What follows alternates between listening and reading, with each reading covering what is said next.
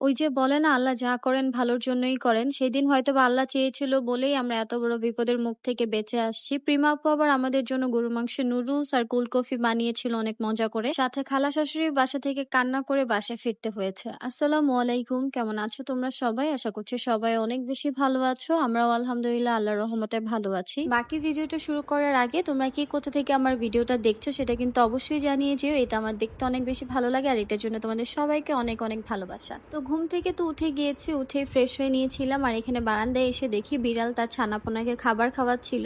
তো আমরাও তো এখনো খাবার খাইনি, তাই আমরাও এখানে খাবার খেতে চলে আসছি। আর এই দিন আমাদের সকালের নাস্তা ছিল হচ্ছে চালের রুটি, সাথে গরুর মাংস আর হচ্ছে ডিম পোজ।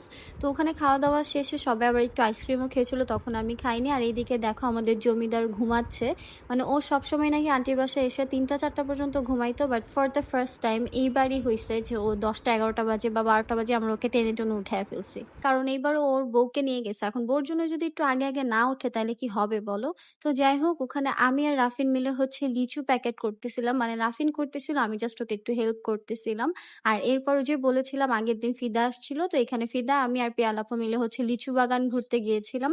কারণ ফিদা তো ওই দিন রাতে আসছে, ও বের হতে পারে নাই। এরপর রিয়াদ ওঠার পরে এখানে রিয়াদ আর রাফিনকে আমি রুটিটা ভেজে দিচ্ছিলাম। রাফিন আমাকে সেটাও ভাজতে দিতে চাইতেছিল না, বাট আন্টি তখন রান্নার কাজে ব্যস্ত ছিল, তাই আমি ওকে আবার বকা দিয়েছি যে কেন আমি করব না, আমি একটা রুটি ভাজলে কি এমন হয়ে যাবে। কারণ আন্টি তখন কাজ করতেছিল আর আমি না, আমার চোখের সামনে যদি সবাই কাজ করতে থাকে আমি একটু হাতে হাতে হেল্প না করলে আমার ভালো লাগে না। মানে কেমন যেন একটা খারাপ লাগা কাজ করে। আর সেখানে তো আন্টির বাসায় গিয়েছি, নিজেদেরই মানুষ, কিন্তু আন্টি সবকিছু একা একা করেছে মাসাল্লাহ। আর পিয়ালাপ্পু আর প্রিমাপ্পু আন্টিকে হেল্প করেছে, আর রাফিন তো বাহিরের সবকিছুতেই হেল্প করেছে। তো যাই হোক, এরপর হচ্ছে নাস্তা টাস্তা করে আমরা সবাই একসাথে বসে গল্প করছিলাম আর সাথে হচ্ছে ব্যাগ গুছাচ্ছিলাম। কারণ সেই দিন আমরা চলে আসবো, সেই দিন আমাদের ট্রেনের টিকিটও কাটা ছিল।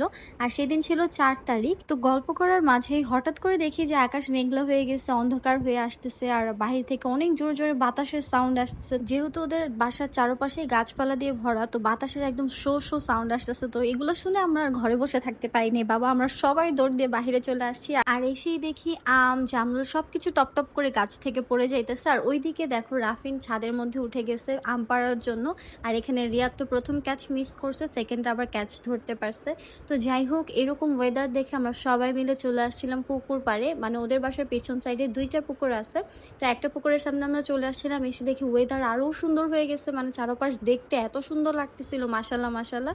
তো এরপর হচ্ছে রাফিন আর নিজেকে কন্ট্রোল করতে না পেরে পুকুরের মধ্যে ঝাঁপ দিয়ে দিছে আর পুকুরে নেমেই সাঁতার কাটা শুরু করে দিয়েছে। আজ আমরা সাঁতার কাটতে পারি না বলে। যাই হোক, এর দুঃখ মনে আমরা দাঁড়ায় ছিলাম। আর ওইদিকে পিয়ালাপা আমাদের জন্য সারপ্রাইজ নিয়ে আসছিল, মানে চানাচুর মাখা নিয়ে আসছিল। আমরা দাঁড়ায় দাঁড়ায় চানাচুর মাখা খাচ্ছিলাম আর ওয়েদার উপভোগ করছিলাম। রিয়াদ এই ওয়েদার দেখে বলতেছিল যে আজকে আমরা চলে যাবো আর আজকে এরকম সুন্দর ওয়েদার। এটা শুনে আবার প্রিমাপু বলছে তাহলে আজকে আর তোদের যাওয়া লাগবে না, আজকে থাইকা যা প্লিজ। এরপর আমরা বলতেছিলাম যে না, টিকিট কাটা হয়ে গেছে, আজকে চলে যাই, যেহেতু যেতে চাইছি চলেই যাই। এরপর এই কথা যে আন্টিকে বলে দেয়, এরপর আন্টি বলছে যে না, এই ওয়েদারে যাওয়া যাবে না, মানে যাওয়া যাবেই না, এর উপর আর কোনো কথা হবে না। তো এরপর আমাদের যাওয়াটা ক্যান্সেল হয়। এরপর সন্ধ্যাবেলা আমরা নিউজ পাই যে ট্রেনে করে আমরা আসতাম সেই ট্রেনে মারামারি হয়েছে, 2জন নিহত হয়ে গেছে। যেখানে ট্রেন 8টার মধ্যে ঢাকায় থাকার কথা, সেখানে 8টা 9টা পর্যন্ত ট্রেন ব্রাহ্মণবাড়িয়ার ওখানেই ছিল। এই নিউজ দেখে তো আমরা যা সবাই মিলে বলি আলহামদুলিল্লাহ, আল্লাহ আমাদের অনেক বড় বিপদ থেকে বাঁচাইছে। আল্লাহ আসলেই যা করেন ভালোর জন্যই করেন। যাই হোক, এরপর প্রিমাপু হচ্ছে আমাদের জন্য গরু মাংস দিয়ে একটা মজা নুডলস রান্না করে নিয়ে আসে, সাথে কোল্ড কফিও বানিয়েছিল। আর এরপর হচ্ছে আমি একটা চ্যালেঞ্জে হেরে যাই, সেটাতে সবাইকে কোন আইসক্রিম খাওয়ানোর কথা ছিল, কিন্তু এই রাতেবেলা আমরা কোনো দোকানে ইগলোর কোন আইসক্রিম পাচ্ছিলাম না, তাই চকোবারি নিয়ে আসছিলাম। তো এটা হচ্ছে পরের দিন, মানে 5 তারিখ, যেদিন আমরা ব্যাক করব। এদিন আমরা আর কোনো ট্রেনের টিকিট পাইনি, তাই ডিসাইড করি বাসে ব্যাক করব। আর বাসে আসতে আমার অনেক বেশি ভয় লাগে, বাট কিছু করার নাই।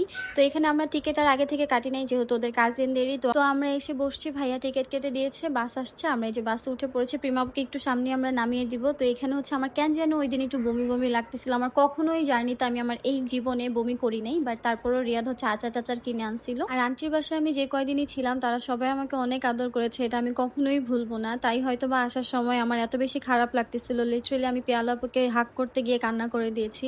তো আন্টিরা সবাই অনেক ভালো মনের মানুষ, আমার জন্য কেউ একটু করলে আমি সেটা কখনো ভুলতে পারি না। আর সেখানে তো তারা আমার জন্য এত কিছু করেছে, তাই হয়তো বা বারবার বলতেছি। যাই হোক, মাশাল্লাহ মাশাল্লাহ, কোনো কারো নজর না লাগুক, আল্লাহ সবসময় তাদেরকে এরকম ভালো রাখুক। যাই হোক, আজকে ভিডিওটা আমার এই পর্যন্তই ছিল। দেখা হবে তোমাদের সাথে নেক্সট কোনো ভিডিওতে। সবাই ভালো থাকো, সুস্থ থাকো, আল্লাহ হাফেজ।